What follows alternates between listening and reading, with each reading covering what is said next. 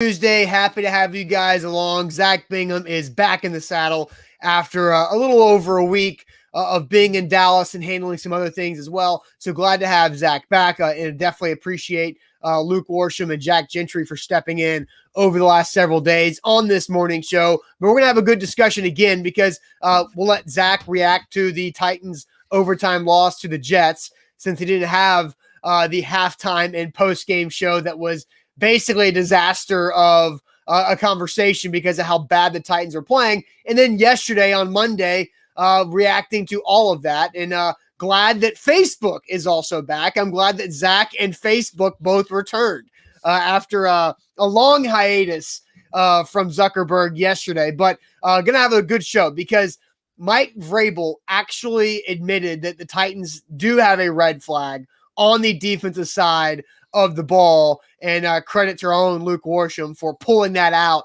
of Mike Vrabel. So a lot to discuss here. We're going to ask you guys if we ever think the Titans will fix this problem that's been going on with their defense for 2 years. We'll talk about Urban Meyer's scandal over the weekend, his apology, and what that says about him and the Jags. We've got some great video to show throughout the day.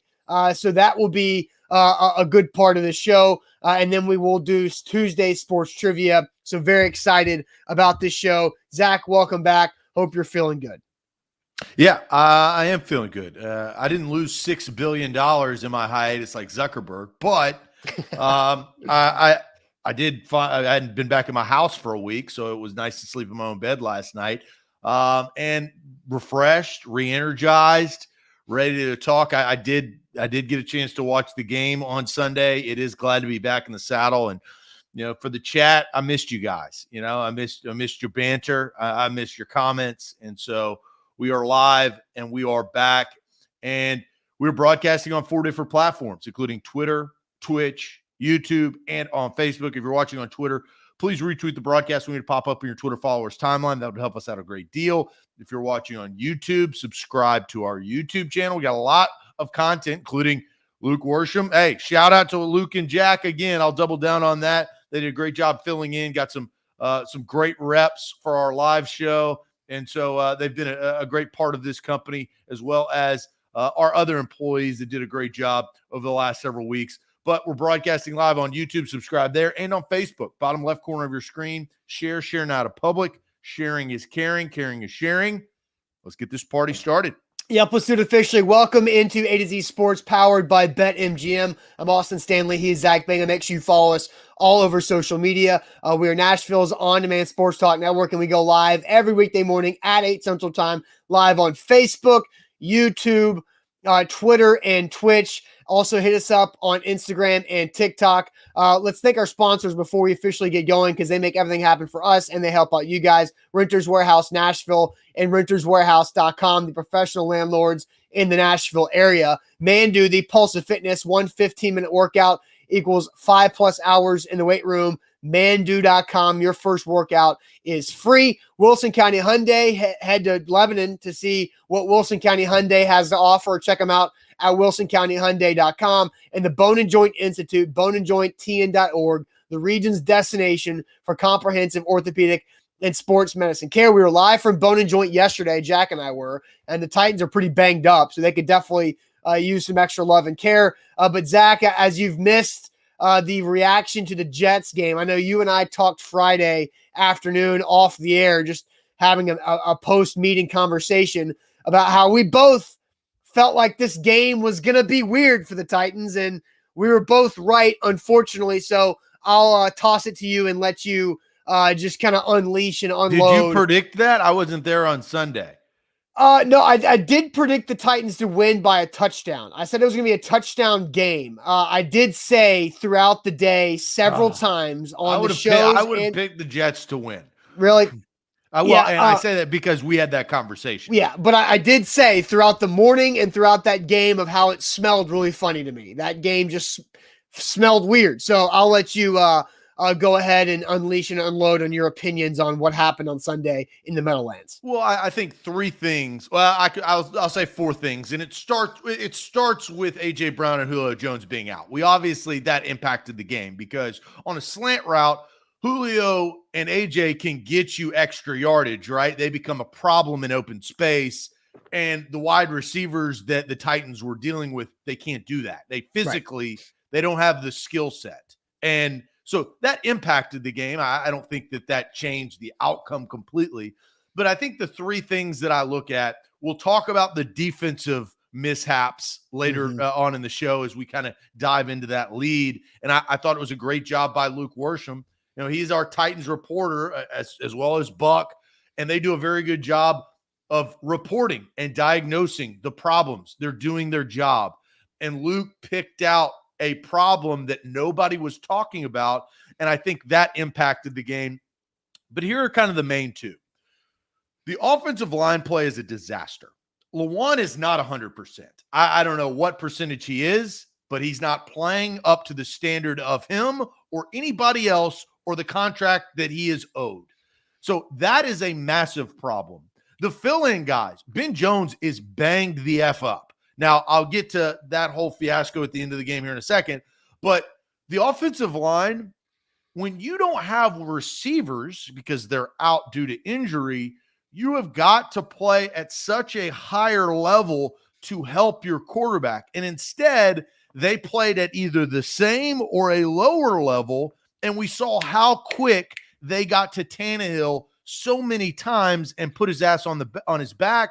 And they're lucky that 17 is still healthy and he didn't get hurt in that game, because that is the type of game where you're so frustrated because you're not supposed to lose to the Jets. No. But then all of a sudden you're playing so bad and it goes from bad to worse. They're lucky it didn't go from bad to worse and Tannehill didn't get hurt. So the offensive line is a massive problem. And unfortunately, I don't think that it looks to be fixable here in the next 2 weeks. No, you know? David Quessenberry gave up 8 pressures to one guy in one game. I mean, David Quessenberry was not good. That's the first time that he's really been exposed as the Titans' right tackle at the time.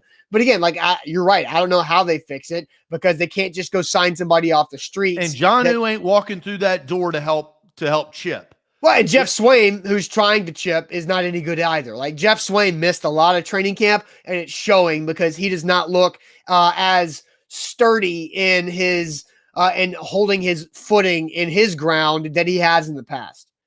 So I think that's kind of my main takeaway from the game. My second thing goes to the interior of the actual game. So in overtime, look, you fought like hell to get back into the game. You're down by 7. The Jets are a bad team. They told you that, right? They couldn't convert. Zach Wilson missed a wide open third down play to Corey Davis. That would have sealed the game, right? They got lucky because they were playing a bad Jets team. So they take that luck. They take advantage of it. They drive down. Tannehill, great drive, gets the touchdown, ties the game. They go into overtime. Defensively, they couldn't stop the Jets. The Jets go down there, and they stop them on third down, right, to force the field goal to give them life. But with 4+ minutes left to go when you receive the ball, the problem with the Titans' overall structure of their team, playing from behind does not benefit them because you have to throw the football to get back into the game, and that eliminates the best player on the field, and you could argue top 5 player in the league, right, in Derrick Henry. So they drive down. I liked the chance that Ryan Tannehill took down the seam to Ferkser. That would have, I think, won them the game because it would have put them within the 10, and they could have now taken some serious shots at the end zone to win the game. And I think Vrabel is an aggressive coach that goes for the win and gets out of there. Ferk dropped the ball. He dropped the ball. You got to catch that damn ball. That's your job. Doesn't matter if you've been hurt. Anthony Ferkser, you were re-signed, and they put trust into Ferkser to replace the tight end position and maintain, and he dropped it. So that was a bad play on Ferkser. Good throw by Tannehill. And then comes the big mishap, which is the coaching part of the delay of game. Your kicking has been trash for years, Vrabel. You know that. Everybody knows that. Help your kicker. Don't hurt your kicker. What did he do? Well, it was mismanaged. The offensive line couldn't get on the same page. Tannehill and Ben Jones, I believe, had returned at that point. And delay of game. You're backing your kicker, who you're already kind of questioning because of the consistency. You don't have Ryan Suckup. Ryan Suckup, woo, what do you know? Did you watch Sunday night? Hell yeah, you did, because everybody did. Tom Brady and New England, you know who won that game? Ryan Suckup won the game. He had the game-winning field goal, if you really want to put it that way. The Titans don't have that luxury. So Bullock now has even harder and difficult of a chance to win the game or tie the game, essentially, to just get it to a tie because of a bad coaching, right? That's discipline. That's understanding the clock. And they hurt their team. They lose the football game. To be honest, they deserve to lose. So when he missed the kick, I said, you know what? This is probably, I know this is going to be weird. Losing that game, they probably learned more than tying that game. Yeah, but tying that game, I wouldn't have flat out lost my moneyline parlay at BetMGM because I would have just gotten nobody cares about you. All right, so no, you're right. Like the Ferkser drop on second down, followed by the delay of game on 3rd and 5, like that ruined a lot. That was back to back. 10, right? What do you like? 3rd and 10, 5, you have a legitimate opportunity to go actually win the game and convert to see if you can take a shot at the end zone before you have to make a decision. Well, your mindset changes, right? Yeah. Like your mindset changes to what you're trying to do. You're now, I think, 3rd and 5. If you get 3 yards, I think you're okay. You spike. Well, I guess you got to run your kicker out. I think that's the thing is that because if they would have missed the 3rd down conversion regardless, then they have to kick the field goal because that's as Mike Vrabel said yesterday, that was the situation they were in. And so there's no avoiding that. It's what happened is the Ferkser drop on 2nd and 5, followed by the 3rd and 5 delay of game, and that led to an incomplete pass on 3rd and 10. That's what screwed everything up, is that the drop and the delay game right after that really made that thing pretty tough.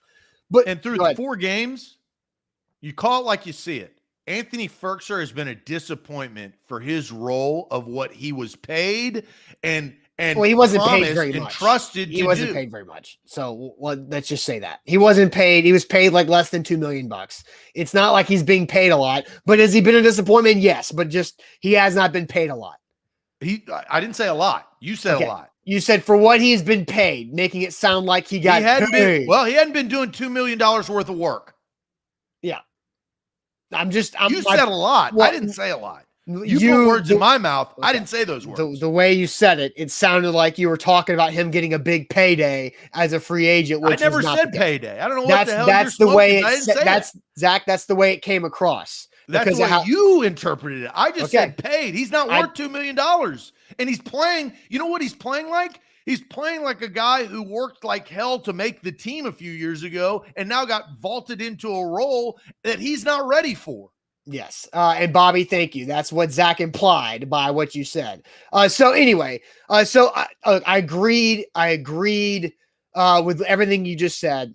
So that's, there's no bones about or anything about all the things you just talked about. So now let's get into this topic about Mike Vrabel admitting to a defensive red flag yesterday in his press conference. But real quick, let me tell everybody about our friends at Renters Warehouse, renterswarehouse.com. They're the professional landlords in the Nashville area. Simply head to renterswarehouse.com to find out how much your home can rent for, or the other plenty of things that Renters Warehouse can do for you. Rent Estate is a great way for long-term equity, for mailbox money that you get every month, and a great way to get your retirement plan off the ground and going. Renters Warehouse can help you out with that long-term investment. Selling your house, one-time transaction, that might be for you, but it might not be. Think about your other options and just check out renterswarehouse.com.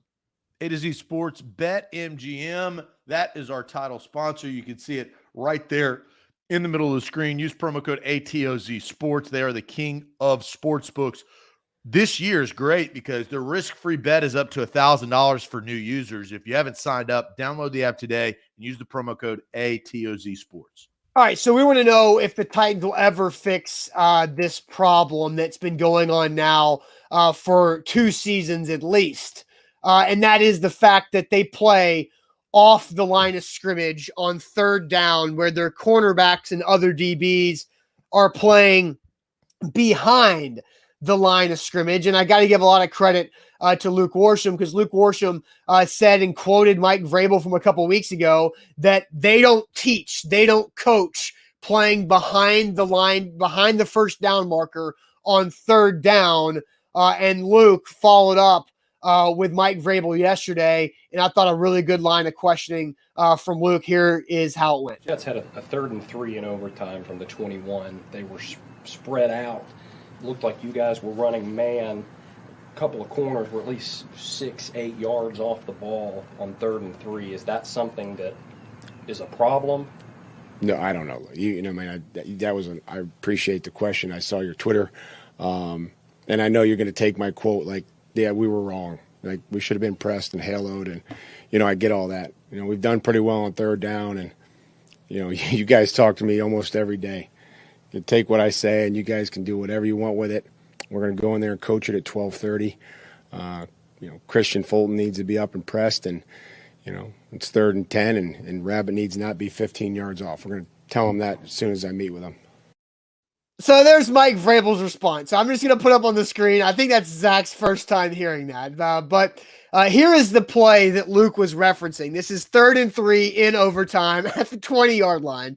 And you see Jack Rabbit at the bottom of your screen, 8 yards off. You see Fulton in the slot playing significantly off the ball as well. And the top defender 2 yards behind the sticks as well. So that's the play that Luke was referencing. And Luke put out there on Twitter 3 other plays outside of this one where Titans defenders were significantly behind the first down yard line on third down. So, Zach, I have several things to take from Mike Vrabel's handling of that question. But first, I want you to react to what happened there with Luke and Vrabel. Well, I thought Vrabel handled it very well. Yeah. I will say that. You think seriously? Okay, you're joking, right? No, I thought that Mike Vrabel handled the question very well. He didn't get defensive. Usually in those modes, I think Vrabel choose Luke off and find something wrong with his question. I think Luke did a great job, obviously, of following up a problem, right? This is a consistent problem on defense. And I want to take a second before, because I want to hear your reaction, Austin. Yes. All these people, and I see the chat when I first jumped in here because I've been gone for a week. Hey, Zach, what are you going to do about Corey Davis? I want to let you talk about Corey Davis. Let me speak. Let me speak. Don't interrupt me. Don't interrupt me. I literally prefaced I was going to say something. Don't interrupt me. Okay. All these yahoos sitting here, yeah, Corey Davis, yeah, Corey Davis. One of the reasons why Corey Davis had the day that he did, and if you've watched the Jets, in which I have the previous 3 games prior to the Titans, Corey Davis has had 2 drops that caused Zach Wilson to have 2 interceptions. So don't sit there and play like Corey Davis has just had an unbelievable season. One of the reasons why he had a good game is because of this problem. I referenced the overtime, or really the 4th quarter, where Corey Davis should have ended the game, but he couldn't because his quarterback is a rookie and he can't throw the football. The reason why Corey Davis was so open was because of this problem. They give them third down out routes. Now, is that a philosophy because Zach Wilson's a rookie and probably one of the hardest balls to throw in the NFL is an out route? It's because you got to have the arm strength and the accuracy to get them there all the way across the field. But this is a problem. And one of the reasons why Corey Davis had such a good game against the Titans. It is. And so it's a defensive problem. It's not how stellar Corey Davis is or the fact that he still remains a bust as a number 5 overall NFL draft pick. He hasn't proven that is not true. It's the fact that the Tennessee Titans have defensive problems. They have issues that Luke honestly revealed weeks ago and they haven't been changed. Yeah. Yeah, and so I want to play this video again of Luke and Mike Vrabel going back and forth because Zach, you said you thought Vrabel handled it well, where I think Vrabel did not. I think there was a lot of sarcasm in his tone and how he was handling Luke's question. So here, once again, is the back and forth between Vrabel and Luke yesterday. Jets had a 3rd and 3 in overtime from the 21. They were spread out. Looked like you guys were running man. Couple of corners were at least 6-8 yards off the ball on 3rd and 3. Is that something that is a problem? No, I don't know. Man, I appreciate the question. I saw your Twitter, and I know you're going to take my quote like, yeah, we were wrong. Like, we should have been pressed and haloed, and I get all that. We've done pretty well on 3rd down, and you guys talk to me almost every day. You take what I say, and you guys can do whatever you want with it. We're going to go in there and coach it at 12:30. Christian Fulton needs to be up and pressed, and it's 3rd and 10, and Rabbit needs not be 15 yards off. We're going to tell him that as soon as I meet with him. So several things with that, Zach. So one, Mike Vrabel. Mike Vrabel typically pushes back on the media when they ask general questions without specific examples, and he's done that with Luke before. So what did Luke do? Came to Mike Vrabel with a specific example and asked a very valid question of an issue with the Titans defense, not just this year, but going back over the last couple of seasons. So then Mike Vrabel says, look, you guys are going to take my words and use them however you want. So now Mike Vrabel is trying to say and to give an excuse that he talks to the media almost every day and that his words don't mean anything.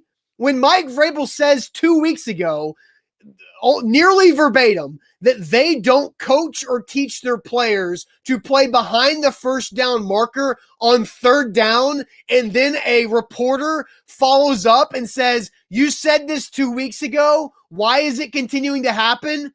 Because that's a good question, because there's clearly a disconnect between the coaches and what they say they're coaching and the players executing or not executing on the field. And there's a sarcastic tone with it as well.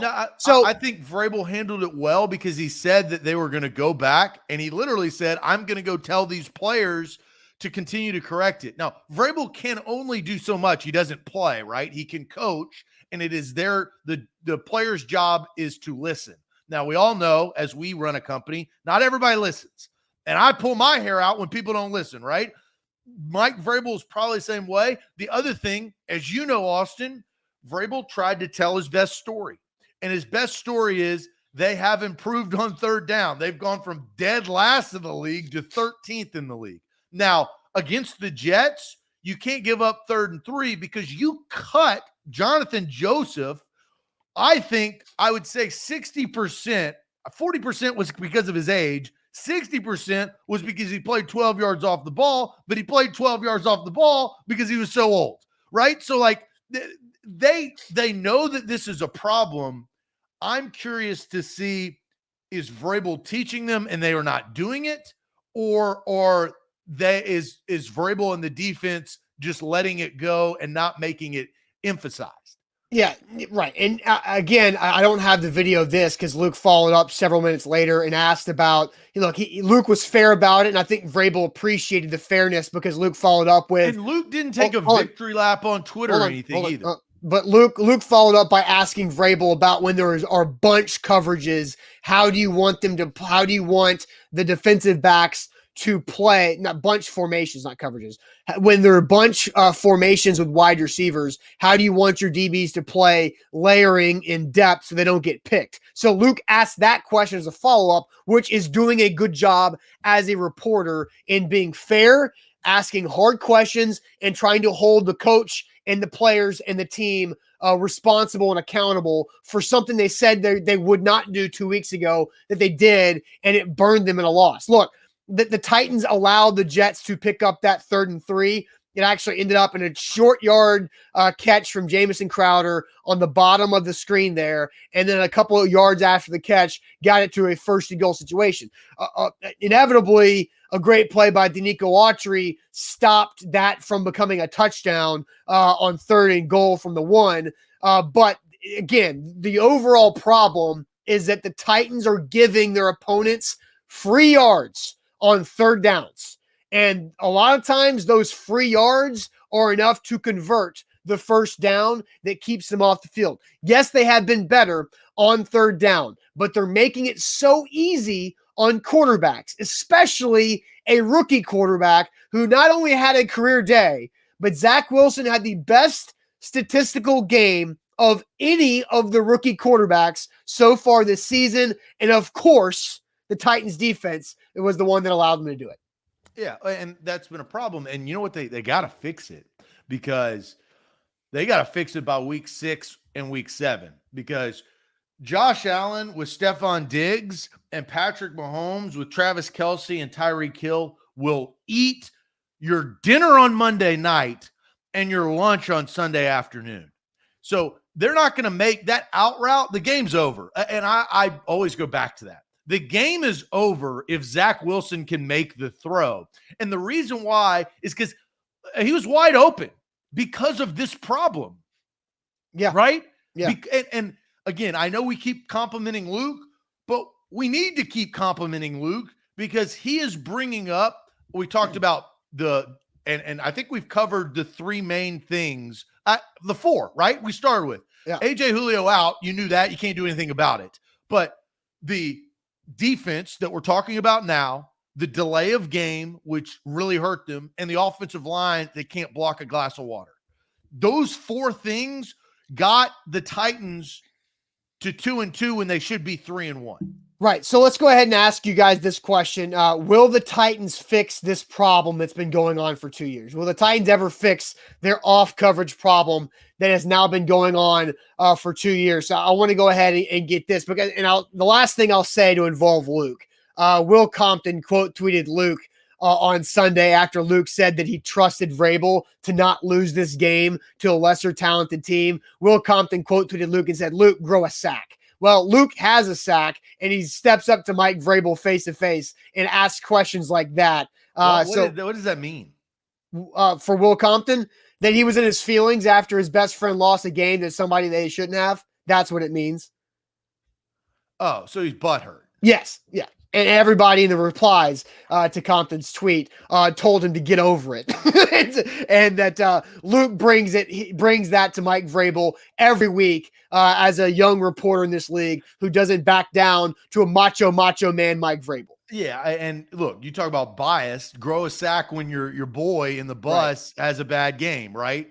Instead of just saying, hey, I understand the friendship, so I'm not like going all in on that because I get it. You support your friend. I get it. But don't get on Twitter and start chirping because, what are you talking about? He grew one and used it on Monday. I was going to say, maybe Luke could borrow a sack from the Titans offensive line moving forward. Or the offensive line should stop giving them up. All right. Well, very good point. I think it's a good question. Will it change? Because 2 years, it really hasn't. No, it hasn't. So will they ever fix it? And I'm seeing some comments here. John Michael Presley says, as long as Shane Bowen is on the staff, it will always be a problem. Brent says, not until Bowen is fired. Vrabel seems too stubborn to see that Bowen is a problem. And honestly, man, I don't know if Shane Bowen is the problem. Like Mike Vrabel was a defensive coordinator for 1 year with the Texans, and they had a 32nd defense in total defense in the league. And I get it. That was the year that everybody got hurt on the Texans defense. But ever since Dean Pease left, this Titans defense has been very bad. Yes, they are improved from a year ago this year, but they're still not any good. And and Vrabel was the problem why it was so bad last year, because he didn't allow Shane Bowen to do his job. Well, we said this, Austin. The coaches in the offseason subtly said it's not the coaches, it's the players. They went out and got new players, and we're finding out if the new players can play good football on defense. And so far, not very. Well, and then you get to the point. From bad is not like great. No, I'm with you. But you get to the point where if the coaches are coaching set of players A, right? The coaches coach them. set of players A are not good. So they bring in set of players B. Same coaches are coaching set of players B who aren't very good. Maybe it's the coaches who are coaching different sets of players who are the issue. Well, and then in the offseason, it's see you later. That's what happens. I mean, that is the revolving door of the NFL. So if A and B don't work, see your ass later on another team or another staff. Yes. And so what do you think? Will the Titans fix this problem? Because they're just going to play better wide receivers and better quarterbacks moving forward. And they have played. Kyler Murray, Russell Wilson, and Zach Wilson are three quarterbacks who are difficult to sack because of their athletic ability. Now, the ridiculous part is that Zach Wilson was the most sacked quarterback in the NFL going into that Titans game, and the Titans only got him once. So they're just going to play Trevor Lawrence, who's been sacked a lot, but Josh Allen, Pat Mahomes, and Matt Stafford over the next month, and they've got, as well as Carson Wentz again, they're going to have to start getting to these quarterbacks and doing something to help out their DBs. Well, who's been missing the last 2 weeks? Bud Dupree. And that impacts this team, right? They're back to where they were at the end of last season without, and like it or not, Vic Beasley and Jadeveon Clowney, they paid a lot of money to at least be on the field, create some sort of distraction or game plan against, right? When Jadeveon Clowney's on the field, you have to game plan against him. And Bud Dupree's the same way. They don't have to do that because Bud Dupree is not healthy. Well, here's what happened against the Jets, because Harold Landry played a fantastic game. He did. But guess who? There was nobody else opposite of Harold Landry. That's so my point. As soon as Harold Landry would beat his guy, Zach Wilson, who's a good athlete, is able to say, oh, crap, there's 58. Let me just move this direction because nobody else is over here. Why Ryan Tannehill can't move around in the pocket is because it's coming from every direction. So when David Questenberry gets beat, Ryan Tannehill sees it coming in his face, and he might shift up, but then Nate Davis didn't block a soul, and then he gets smacked in the face. Or that's why they roll Tannehill out so much to give him space to make a decision, because he can't make decisions in the pocket with his legs. And they couldn't do that against the Jets because they could not. The pocket was difficult to be moved because of how the Jets were defending it. Well, I don't. No, they're not going to fix this problem like 100%. Well, I'll say this: I don't think it's going to help like fix the problem, but it could help the problem. If Caleb Farley comes along like a first round pick and later in the season gives them a boost defensively because of his tenacity and his aggressive play. Caleb Farley, from everything we've seen, like his attitude is, I don't want to play 8 yards off the ball. I want to use my athleticism and my skill set to jam you, throw you off your route and stay with you. So I'll say that I am putting pressure on him, but that could help. Yeah, I do think you're right, because that's the style that Caleb Farley plays. I don't know if that's something that he'll do out of the gates. Just because guess who did that out of the gates and got smoked? Elijah Molden. Elijah Molden did that week 1, his first NFL game, and got torched by Christian Kirk. And we have not seen Elijah Molden really play that much since then, because he's given up a couple touchdowns overall. So I think you're right about Caleb Farley. And I think from what we've seen from Christian Fulton, the first 4 games of the season, I think Christian Fulton has shown the willingness to play aggressive. I think the problem here, and I'll show this again, Christian Fulton is playing in the slot there on the 14-yard line. Jackrabbit Jenkins is playing on the 12 outside. So they need to each scoot up about 3 yards. They have to have that 2 yards of difference because of how the Jets receivers are stacked there. I want to say that might be Jayon Brown at the top of the screen on a running back. And then you see Breon Borders up in Corey Davis's face on the 19-yard line. Like that's legit there from Breon Borders, and we saw him do that throughout training camp. But Fulton and Jenkins need to scoot up about 3 yards apiece to get close. To get really, Fulton needs to have his heels on that first down. Well, the other problem with this is look at Jackrabbit. Look how far he is. Yeah. What do you think Jackrabbit's first move is? Backwards. It's not forwards. Because I just pulled this. Right. And so now you're not 8 yards. You're probably closer to 10. Here's this. Here's when this the ball screenshot. snap. He's going backwards. He's not going up. Here's this screenshot that Luke pulled yesterday on Twitter as well. Look at Jackrabbit here. This is 3rd and 6. That it confirms my point. Bottom of the screen. This isn't just the first move is backwards. This is the first move is turning your hips and running towards the goal line. Fast on 3rd and 6. So look, like where's the ball? Like the ball, like we can't even see the ball appear from behind the center's ass yet. Like, and Jackrabbit is in full bail mode. Like Zach Wilson, we can't even see the shotgun snap yet. That's how early in this down, Jackrabbit bailed the hell out of there. On 3rd and 6, he's already sprinting behind the first down marker. And like that is the problem here. It's like, why is he in such a hurry to get out of there on 3rd and 6? Like that might be a cover 3 where somebody else is responsible for that underneath zone, but it's 3rd and 6. And why are you bailing out to cover grass?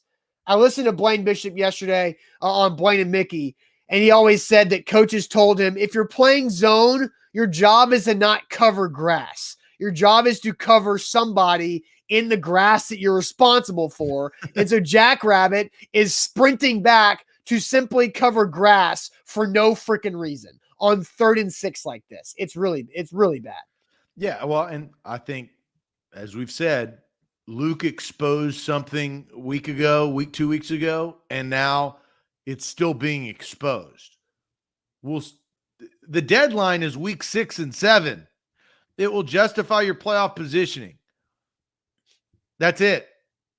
Home, Bills, Chiefs, Monday night, Sunday afternoon. That's it. Yeah. Yeah. And like, when the hardest part of your schedule is. It's not the Rams that are an NFC team. That's not it. It's your AFC opponents that are vying for a chance to win the Super Bowl. This is the structure of the National Football League. So you better get fixed by 6 or 7, or you're going to be in a bad spot. And the Colts, I don't know if you watched the Dolphins. I know they played against Jacoby Brissett, but they're looking better. And Carson Wentz didn't get hurt, so he is getting better. Every week that he survives is 6 days to get healthier and those ankles to heal. Yeah.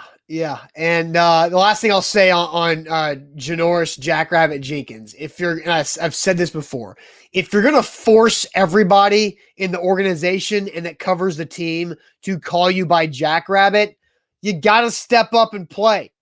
Like, if you're going to do that, you got to play well. Like, if you're going to give yourself your own nickname and make everybody call you by it, you have to play well and not play this poorly. And I'll give the love of the show to Ryan William, because I think this is how a lot of Titans fans are feeling right now.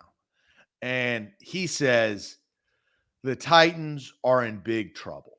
And I feel that way because of a couple of things. Health is health. Injuries happen in the NFL. AJ and Julio, we don't know. Defensively, they're suspect. And their offensive line can't block for their quarterback to even make plays. And if you get down, Derrick Henry is obsolete. The man can only do so much. So, and I'll tell you, this is the last thing I'll say before we move on. Watching that game without Julio and AJ, it made me think about, now I know Derrick Henry was there as a kind of a saving grace. Yeah. But it made me think about like the 2013, 2014, 2015 Titans when they had nobody to help. Mm-hmm. Their wide receivers were so bad that they couldn't be used, right? Like, they were just bad. When Tajay Sharp was your guy, that's kind of what it felt like using all these backups, and you can't win football games without premier players. And the Titans, their wide receiving core, not premier. No. Not premier. No, and Zach, you've been out. Do you know how many touches Derrick Henry is on pace to have this season? Oh, shoot. I don't. I know I did see this. The only thing I do know, and this is unbelievable, it just solidifies him being the best running back in the league. He has more yards after contact this year than the second running back has yards. Yeah. But I don't know. Zach, Derrick Henry is on pace for 539 touches this season. The NFL record for most touches in a season is 492. 492. That's not an extra seven. The 17th game isn't breaking the record. He's on pace to break that record without the 17th game, and he has the 17th game. At that rate, he won't make it there. That's what I've been saying all last week. And once again, they had to give the ball to Derrick Henry 35 times to try to win a game, and they lost. And I think it was Dom earlier in the show, or maybe it was Donald, I forget, said that Sunday versus the Jets was only the second time the Titans have lost in a game where Derrick Henry ran for over 100 yards. Well, and the problem is they lost the coin toss. If they won that coin toss, I think Derrick Henry wins the game. Yeah, but he still had a chance. Like, they still had a chance to. Like, but 4 minutes, you can't use Derrick Henry like you want to, right? They could have. They just got in 2nd and 14 and then 3rd and 20. And then they got in 2nd and 16 and 3rd and 11. Like, and that was the other issue that rears its ugly head. You can do that against the Jets. You can get to 3rd and 21 and have McNichols make a play at the beginning of the game on a screen pass and 3rd and you can't do that against the Bills and the Chiefs. You can't do it. You're going to punt. You will punt. Yeah. The Jets, you're going to make it because they're not a good team. So you got to get it fixed. Yep. Mark says always call heads in a coin toss. Well, I'm sorry, Mark, but Kevin Byard is in charge of all the Titans coin tosses this year, and he's on the record. He always calls tails. So, and he called tails. But I will say Kevin Byard started the season 3-0 in coin tosses. He lost that one. But that's to happen. We have a love of the show that I give out. Yeah. I don't want to kill the guy, but it is a dumb comment. Okay. I'll give the dumb comment of the day. And we don't do this every day, and I don't really want it to be a thing. But I would say that it would be sarcastic. But Keelan with the quote, "Go get Rashard Matthews." This is definitely a sarcastic comment. Yes. Again, we need a sarcasm font just so we can clear these things up. Oh, sarcasm is in italics. So italicize your sarcasm. I don't know if they can go italics in the comments or not. I don't know. Yeah, maybe they can use Cam Newton's secret font for sarcasm. I don't know. There you go. That's it. Because you got to work for your sarcasm here. So you got to go press down your button, go to double I over you. Oh, God. All right. So now let's go get Justin Gage, bro. Dorial Green Beckham. I don't know what DGB's doing. Probably playing video games. Where's Damian Williams? Oh, man. All right. So, yeah. And thank you, Rob. The Titans do not need Golden Tate. If I get one more person that tweets me about how the Titans need to go sign Golden Tate, I'm going to have an aneurysm. They need Julio Jones and AJ Brown to get healthy. Yes, they do. All right. So let's get to this, Zach, because we didn't talk much about Urban Meyer yesterday because we were reacting to the Jets game. But what does second love of the show, because Jordan is absolutely right. Matthews would hate Vrabel. Well, they do. That he quit on Vrabel. Vrabel was the head coach. Rashard Matthews quit under Mike Vrabel in Vrabel's first year. After Miami, you're right. Yeah. He quit. I feel like he's been gone for so long. He quit before the week 4 game going into the Eagles. Yeah, he quit after Jacksonville, which was the Thursday night game. He just quit that following week. Yeah. So anyway, all right. So now we can make fun of Urban Meyer. What Urban Meyer's weekend scandal and apology says about him and the Jags. But first, Zach, tell everybody about Wilson County Hyundai. Yeah, Wilson County Hyundai is where you need to go to get your next ride.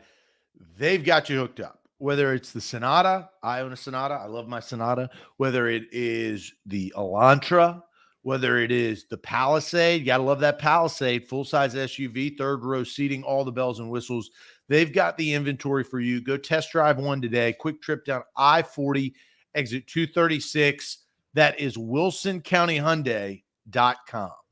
Yep, and make sure you download that BetMGM app. They are the king of sportsbooks. Download the app. That's the BetMGM app. Use our promo code ATOZ Sports when you sign up. And with your first deposit, your first bet will be risk-free up to $1,000, which is a great way to jumpstart your bankroll this football season. So again, you download the app. Use code ATOZ Sports. You make your first deposit, and then that first bet is risk-free up to $1,000. Simple as that. Visit betmgm.com for terms and conditions. You must be 21 years or older, must be present in Tennessee, and for gambling problem support, call Tennessee Redline at 1-800-889-9789. Here talking about Urban Meyer, looking like a fool with his pants on the ground. Urban Meyer, really bad scandal over the weekend. We're not going to play that video because I think everybody's seen it.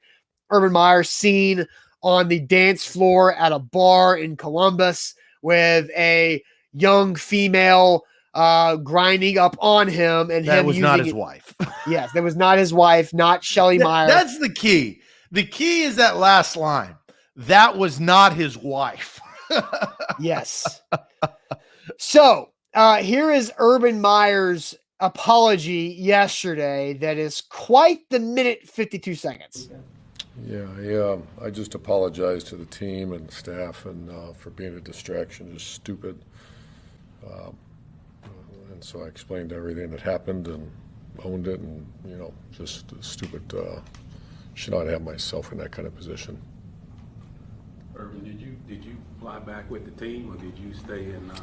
No, I stayed to see the grandkids, and we all went to dinner that night at a restaurant, and then there's a big group next to our restaurant, and they wanted me to come over and take pictures, and I did. And they were trying to pull me out on the dance floor, screwing around, and I should have left. How did the team react? I mean, they're probably pretty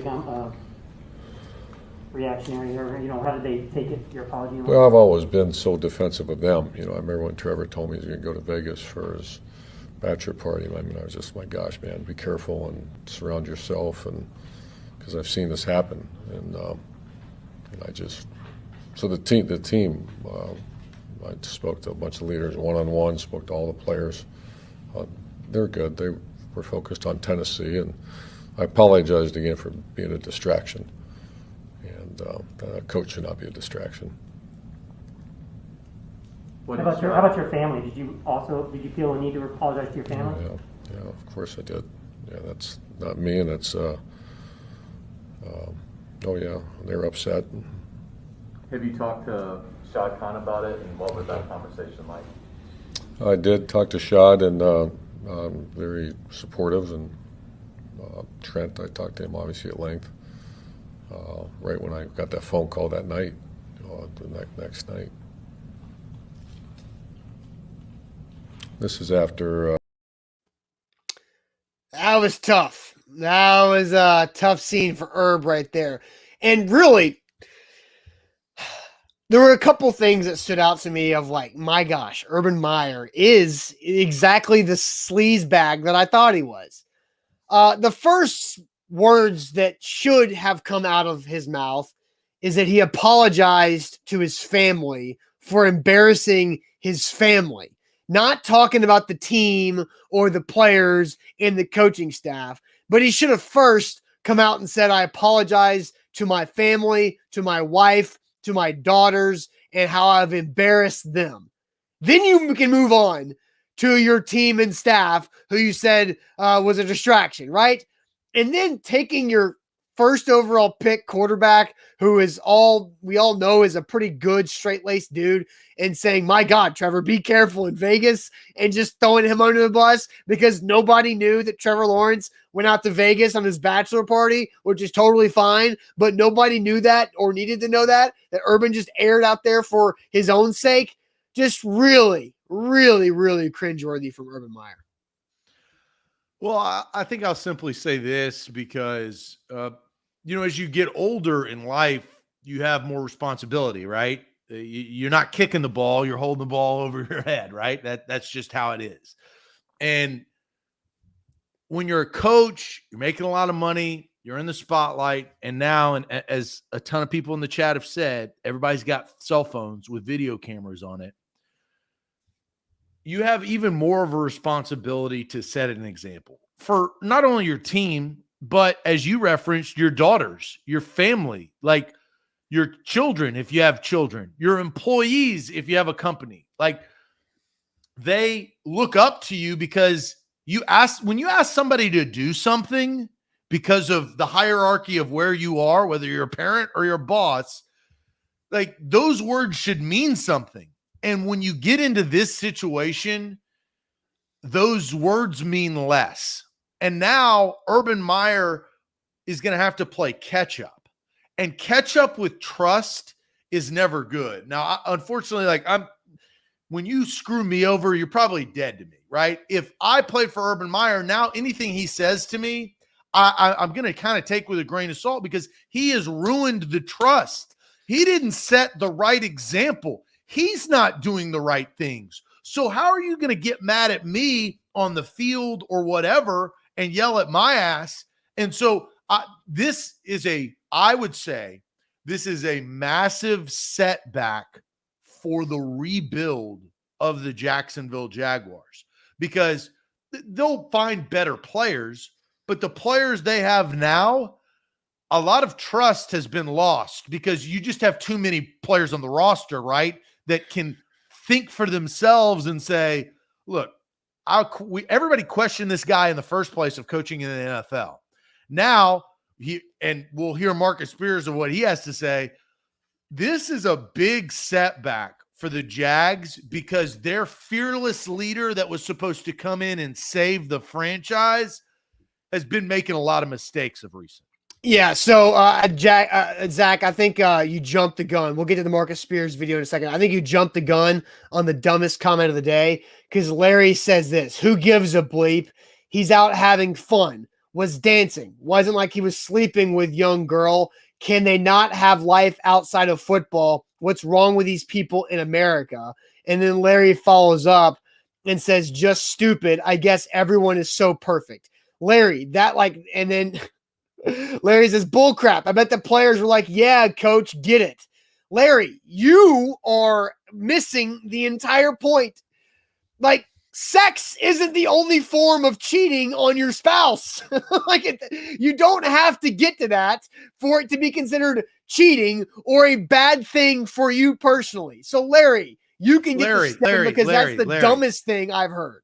I don't usually tell this because we like to keep a good audience, but Larry, go to Google and Google Urban Meyer alternate view, and you'll find the alternate camera angle of him rubbing his hand where, for lack of a better term, the sun don't shine to that young lady. You can't do that. It's not about getting it and having fun. Urban Meyer is a grown-ass man with a wife and kids. And grandkids.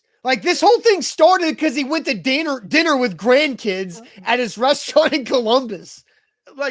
So Larry, come on, man. Take a deep breath and understand the actions. Now, I will say this is kind of funny because we have both ends of the spectrum. We have Larry who's saying, it's all good, go get yours, bro. And then we have Marcus Spears who is on the complete opposite end of Larry. Yes, here's what Marcus Spears said yesterday on ESPN. What's going over in the Jaguars locker room today? Not only the locker room, but Shad Khan, you need to find your new head coach, bro. It's time for Urban Meyer to be dismissed and relieved of his duties. This is not the first distraction, right? This is not a visceral reaction to what Urban Meyer did, even though there needs to be one to that as well. He brought in a strength coach that had racist history. He brought in Tim Tebow to play tight end, which he never did in the NFL before. This is a pattern that we've seen go on since Urban Meyer has been the head coach in Jacksonville. And then this particular situation with a young quarterback, first pick, just married, 0-4, trying to win football games, and the coach is the exact wrong reason why they in the news. I played football 9 years in the NFL. Every head coach I ever had said, don't be the guy to take focus off of what we're doing as a football team as we try to win games. It was a message that resonated throughout every locker room I've ever been in.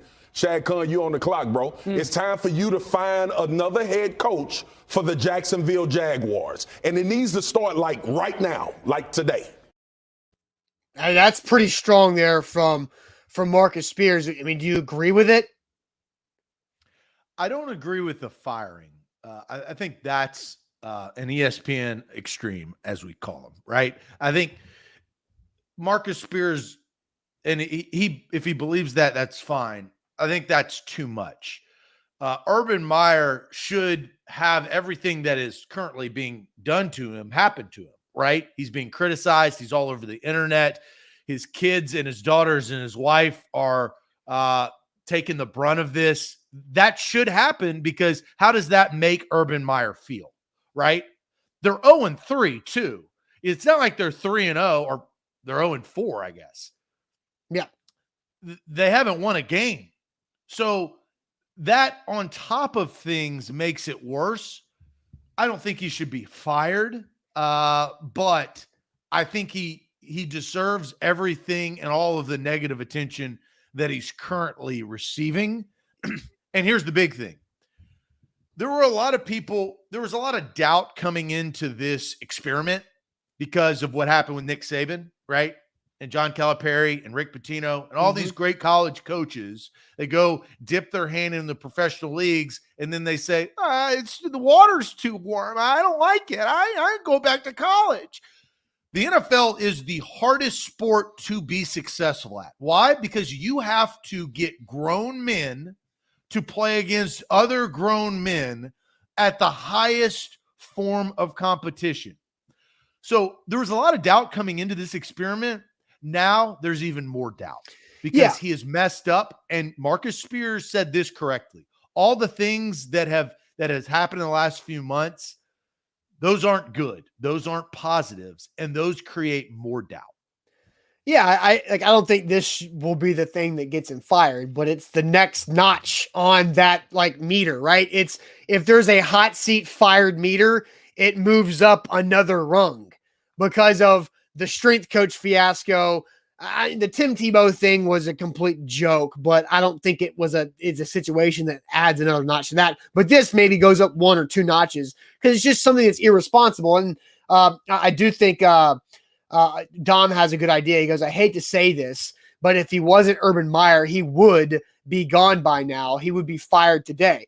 And I don't completely disagree with Dom either, because Urban Meyer gets the benefit of the doubt. And because he's won national championships at multiple places and has had instant success wherever he goes, instant success at Bowling Green, at Utah, at Florida, at Ohio State, and not in Jacksonville. I think that's too much. I think if Zach Taylor did this of the Bengals, I don't think he's fired. I think that he's reprimanded. It's a story on Barstool. It's a story on Twitter, but he's not fired, guys. I think we are correct in what you said, Austin, is this is another notch for when, look, people get fired. It's the NFL. Welcome to the industry. This makes it a shorter leash when you go, 1-16 or 2-15. And then next year you win 4 games. And then next year you win 9, but then the following year you win 5. That's how you get fired. Urban Meyer will get 3 years because it was a terrible rebuild. They're number 1 overall pick. They were the worst team in the league. They were god awful. So you cannot jump the gun. You have to be patient. But Urban Meyer, maybe this is a blessing, and maybe he doesn't mess up anymore because he's got to be on his P's and Q's. Sometimes it's like losing to the Jets. You wake the F up when you lose to the effing Jets, don't you? You better. And Larry, who had some really dumb comments earlier, says, next time I'll watch the video before reacting. Sorry, my bad. Yeah, I would highly suggest knowing what you're talking about before you're talking about it. That would be like Austin and I just like saying completely things that we don't know. Yeah, Like, I mean, I didn't watch. If I didn't watch the game against the Jets, I just came in here and just started spouting off. We should fire ourselves if that was the case. Yeah. But that's not, we do a lot of prep work. We do a lot of preparation because this is our job, right? So I know, Larry, this is not your job, but we will attack you when you say stupid things. Not you particularly, Larry, but anybody in the chat that says dumbass comments like you did. But all right, hey, Zach, Larry, there's always another rep tomorrow. So well, hey, and I appreciate Larry could have just disappeared. Larry could have just gone silent and not said anything. But Larry multiple times was like, yeah, I didn't watch the video. That's my fault. So props to Larry for owning up on just like Urban Meyer. He owned up. Yeah, for sure. So, all right, guys. I mean, it was still bad regardless, but oh man. Anyway. All right. So let's go ahead and Zach and get to our sports trivia on Tuesday. Speaking of clean slate, we've got one. We're 0-0 with a brand new reset of our sports trivia. So very looking forward to this. Is that right? Or are we up 7-3 at this point? No, so last week I was out. The week before we got 7. Yeah. So we're 7-3. We're 7-3. Okay. So we have already reset. So we're 7-3. That's right. We're 7-3. So it's time for sports trivia. But real quick, let me tell you guys about the Bone and Joint Institute, boneandjointtn.org, the region's destination for comprehensive orthopedic and sports medicine care. Whenever that injury happens in life, make sure you know who to go to and you know who to trust. That's the folks at the Bone and Joint Institute. We were there yesterday. Great facility in Franklin. They streamlined the process of getting you back to health. boneandjointtn.org. BetMGM, they are our title sponsor here on the morning show. Use that promo code ATOZ Sports. Man, I had a prop bet last night. Austin Eckler, great first half receiving yards, but not over 36.5. So BetMGM got my money, but I'm back on the saddle this week, waiting for Thursday Night Football. We'll see what Russell Wilson. It's a good Thursday night game. I know we're on Tuesday, but Russell Wilson and the Seahawks are at home hosting the Rams. That's going to be a good game. So you can get on that action. BetMGM, download the app today.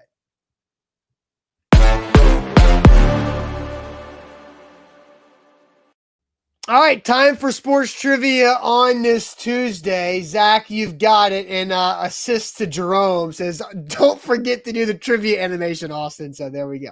Way to go, J. Rome. Hey, shout out J. Rome literally saved me because I did forget about it until Jerome commented. I didn't. I was going to do it regardless. Okay, well, there we go. All right, Zach, let's get it going with sports trivia. How many? We got 10 questions today? 10 questions, and the theme of it, NFL records, 20th century quiz. Oh, God. NFL records, 20th century quiz. 10 questions.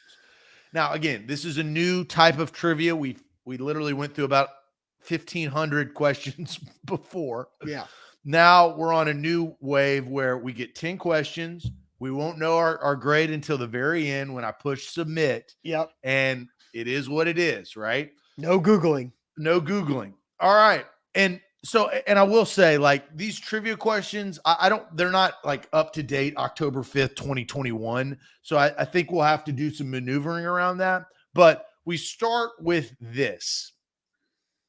Which of the following running backs was the first to reach 3,800 rushing attempts in a career? Emmitt Smith, Barry Sanders, Walter Payton, or Eric Dickerson? I'll repeat the question. Which of the following running backs was the first to reach 3,800 rushing attempts in a career? Emmitt Smith, Barry Sanders, Walter Payton, or Eric Dickerson? It's a good question. It is. Because it's like Eric Dickerson would have been the first. Well, I guess Walter Payton or Eric Dickerson would be more apt to reach it first because they played prior to Emmitt Smith and Barry Sanders. Right. So let's think about this too. So 3,800. you're playing like 12, 14 years, right? To get to 3,800 carries. Because simple math tells me 10 years, you're not averaging 380 carries a season. So you're maybe playing close to 15 years. Did Dickerson and Walter Payton play long enough?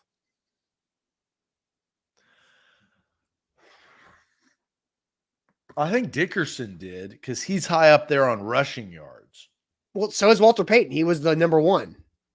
Yeah. So it was Emmitt Smith, I felt like played the longest. We know Barry Sanders Emmitt didn't Smith play that played like 20 years, it felt like. That's just a lot of carries. And back in and Dickerson. The caveat is first two. Yeah. So the four are Dickerson, Walter Payton, Emmitt Smith, and Barry Sanders. Correct. It's not Barry Sanders because he retired early. We know that. I think it's got to be Emmitt Smith because he just played so much longer. We want to do that? Now, Titans Kyle says Payton and Smith, I know, had 3,800 attempts. I feel like it's Dickerson or Emmitt. You want to go Emmitt? Yeah, I say Emmitt. You want to lock it in? Hold on. No, I don't, because I don't like first two also means that there have been others to do it, right? So Emmitt, like who after Emmitt Smith would have reached that carry number? Well, that doesn't matter. But it's Emmitt out of Smith these four, who was the first to get to 3,800 rushing attempts? Right. But my point is, I think it's Dickerson. I think it's Eric Dickerson. I've changed my answer. Why? Because I think Emmitt Smith has done it, but I think Dickerson was the first to. I don't think anybody who's played after Emmitt Smith has that number of carries. Maybe Frank Gore, because he is still playing. Or Adrian Peterson. Maybe. But Adrian Peterson, like has Adrian Peterson he's been 15 years in the league, but he hasn't had a bunch of carries for like the last 5. I think it's. You want to go Dickerson?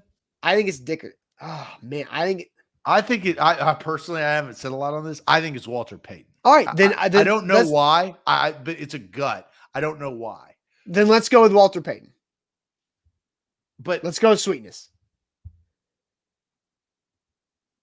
All right, that's what I'll take this. If we get it wrong, I'll take the brunt. All right, Walter Payton, final A to Z on that one. Okay. Next, another running back.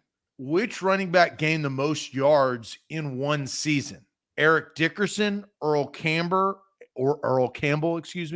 O.J. Simpson, or Marty Boyer? Well, that's Eric Dickerson. The most rushing yards in one. O.J. Yeah, Eric Dickerson has 2,105. That's the record. So that makes me feel a little bit better about not picking Dickerson from the first answer, right? Yes. So that one's absolutely Eric Dickerson. You want to lock it in? Lock it in, final A to Z, yeah. Next question. Which running back had the most touchdowns in one season? John Riggins, Emmitt Smith, Terrell Davis, or Terry Allen? I think it's either Terrell Davis. Terrell Davis in that big season? In his 2,000-yard season? So this is the difference. It's just between these four because Ryan comes in with LaDainian Tomlinson. Yeah, right. But he's not a part of this. So nor is it Sean Alexander, right? Which running back had the most touchdowns in one season? Riggins, John Riggins, Emmitt Smith, Terrell Davis, or Terry Allen? Let's see. Somebody had Dustin says Emmitt had 25. I want to say it's Terrell Davis. Alex Doherty says they didn't call him TD for nothing. I think it's Davis too. You want to lock that in? Yeah, finally. I'm kind of with Ed. Who the hell is Terry Allen? Yeah, right. You want to lock it in? I don't know. The chat thinks Emmitt Smith. I'm kind of with Emmitt Smith. You want to lock that in? Emmitt Smith, yeah, final A to Z. All right, we digress. Number 4. I think we'll get this because it just happened. Who tied the longest field goal record held by Tom Dempsey at 63 yards? Jason So this Elam. is why I said this is an older quiz. Because it's from the 1900s, right? Yes. 20th century, yeah. Who tied the longest field goal record held by Tom Dempsey at 63 yards? Jason Elam, Steve Christie, Morton Anderson, or Brad Boyer? It's Elam. Jason Mark, Elam. son of a Mark. It's not current. But because it said who tied the longest field goal record, right? Yes, we all know that just happened. It's Jason Elam. Yes. You want to lock that in? Final A to Z, Jason Elam. All right, number 5. Which quarterback set the record for most career fumbles with 160? John Elway, Warren Moon, Dan Marino, or Brett Favre? Which quarterback set the record for most career fumbles with 160? Elway, Warren Moon, Dan Marino, or Brett Favre? So I know Favre has the most interceptions in a career. But again, what's the theme of this? NFL records from the 20th century? So Brett Favre would have played 8 years into the 21st century, which throws me off in this. Ooh, that's a good question. I think it's Favre, though. I think it's John Elway. Favre was more of an interception machine. He had a lot of fumbles. I think it's Elway. I think it's Favre. But again, like the whole. I get what you're saying, but I think you're like fooling yourself. Well, no, I'm trying to follow the rules of the damn quiz. Like, what do you want me to do?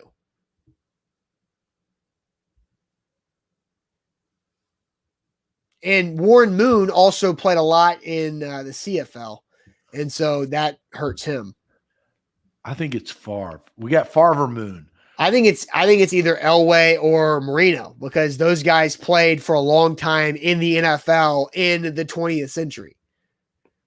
We're not getting a lot of Elways on the chat. I think it's Elway. Moons or I think it's Elway. You want to lock it in? You'll take this one. I think it's Favre. But okay, Elway. This was on me. John Elway, final A to Z. All right. Ran the ball a lot too. That's 5 questions. Okay. Hit me with 6. What player set a career record for most sacks in the 90s?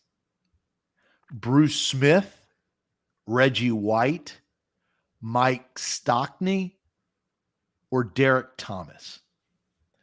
Derrick Thomas was a beast. Wait, say that. Read the question again. What player set a career record for most sacks in the 1990s? The career record? A career record. Doesn't make any sense because all of them could be their own career records in the 90s.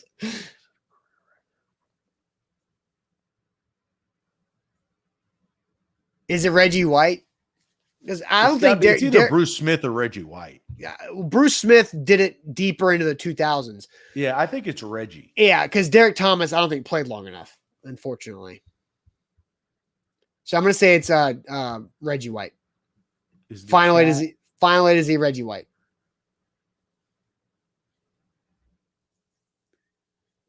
All right, you're locked. I mean, that's locked in. This is an easy one. Which team had the most consecutive games lost? The Buccaneers, the Oilers, the Cardinals, or the Saints? The Bucks, right? It's the Bucks. That is one thing I do know. Final A to Z. Final A to Z. I'll get that one. All right, next question. Which quarterback set a record for most touchdowns in a season with 48? That Kurt Warner, is Dan Marino, Brett Favre, or Peyton Manning? That's Dan Marino. Final A to Z. Because Peyton got 50. Peyton initially broke Dan Marino's record with the Colts, and then Tom broke it, and then Peyton broke it with the Broncos. But Dan Marino initially had 48. Because this is 20th century. So Dan Marino? Final A to Z. Feel very good about that one. Okay. Question number 9. Brett Favre was sacked 525 times in his career. Prior to this record, who held the previous record? John Elway, Jim Kelly, Brett Favre, or Terry Bradshaw? Wait, what? Brett Favre is also an answer?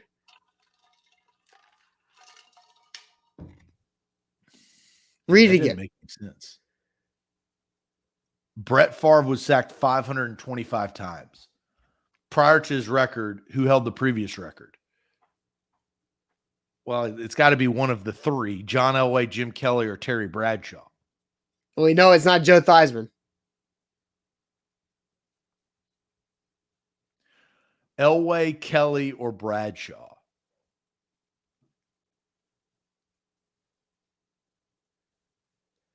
I don't think it's Bradshaw because they didn't throw enough. I want to say Jim Kelly because they did throw. But John Elway played longer than Jim Kelly. Yep.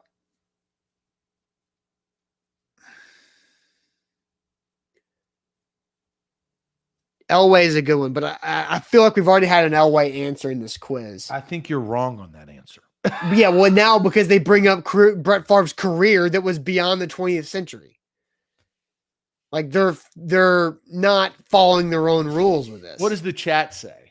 The chat says Kelly and or Elway. So, and good thinking, Chris. Sacks weren't official stats with Bradshaw was there. That's true. I think it's Jim Kelly because he didn't move as much as Elway. You want to go Jim Kelly? Yeah, final A to Z. Last question. Which player had played the most seasons with the same team? Jackie Slater, Jim Marshall, Bruce Matthews, or Dan Marino? Is this Bruce? Jackie Slater, I'm struggling with. So Dan Marino was the 84 draft, and he retired in which year? 94. No, 99. 99. Or 2000 with Marino. 2000? Bruce Matthews was, I want to say Bruce Matthews was the 86 draft and played until 2001. Marino was done in 99. So those, if I'm right on their draft years, which I feel more confident in Marino's draft year than I do Bruce Matthews' draft year. I think it's Bruce Matthews. I think it's Bruce Matthews. All right. Final A to Z, Bruce Matthews. That's like kind of what he's known for. Yeah. Final A to Z? Yeah. Final A to Z. What question? We're ready to submit? Oh, that was 10? Okay, That's let's 10. do it. Let's do it. Let's whatever.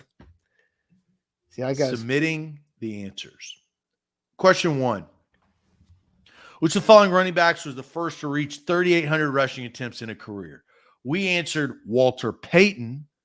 The correct answer, Walter Payton. All right, good job. Good job, Zach. Next question. Which running back gained the most yards in one season? Our answer was Eric Dickerson. Oh, yeah, I did. I said Walter Payton, so I got mine. I just gave you credit. I know. It just registered. Which running back gained the most yards in one season? Our answer is Eric Dickerson. It's Eric Dickerson. All right, 2-0. Which running back had the most touchdowns in one season? Our answer was Emmitt Smith, not Terrell Davis. The correct answer was Emmitt Smith, not Terrell Davis. So we got 3-0. 25 touchdowns. TD only had 24. Shout out Dustin. Nailed it. All right, so 3-0. Who tied the longest field goal record held by Tom Dempsey at 63? Correct answer, or our answer was the correct answer, Jason Elam. 4-0. Good start. Which quarterback set the record for most career fumbles with 160? I can tell by Zach's facial expression it's going to be Brett Favre. Our answer was John Elway. The correct answer was Warren Moon. Ooh, wow. Okay. 4-1. Wow. Question number 6. What player set a career record for most sacks in the 1990s? Our answer was Reggie White. Bruce Smith broke Reggie's record in 2003. So the correct answer is Reggie White. Okay, 5-1. Number 7. Which team had the most consecutive games lost? The correct answer is the Buccaneers. We all know that. Bucks, there you go, 26 games. So that's 6-1? Yes, 6-1. Which quarterback set the record for most touchdowns in a season with 48? Our answer was Dan Marino. The correct answer is Dan Marino. All right, so we're 7-1. I like it. These two are going to be really tough. I think we missed both these. Brett Favre was sacked 525 times in his career. Prior to this record, who held the previous record? Our answer was Jim Kelly with 516 times between 83 and 98. Elway was the correct answer. 7-2. I have a feeling we missed Bruce Smith. I'm sorry, Bruce Matthews. Which player had played the most seasons with the same team? Our answer was Bruce Matthews. The correct answer, Jackie Slater. Yeah, 7-3. 20 years with the Rams. Yeah, we got off to a great start again and then fizzled to 7-3. Man. I do think I like this new style though. It's different. Yeah. I think I have picked up on something. What? I'm not going to say because I'm going to use next week to see if it comes true. Well, the one thing we got to finish better. No, yeah, we have to absolutely finish better. So 7-3. So we are now 14 out of 6 in our first 20 questions. The average score to this quiz was 6 out of 10. So we did better than average. Yeah. But we also had a lot. Yes. So, all right. Pretty good. Danny says, one day I swear we'll hit 75%. These are tough though. This is a fun challenge.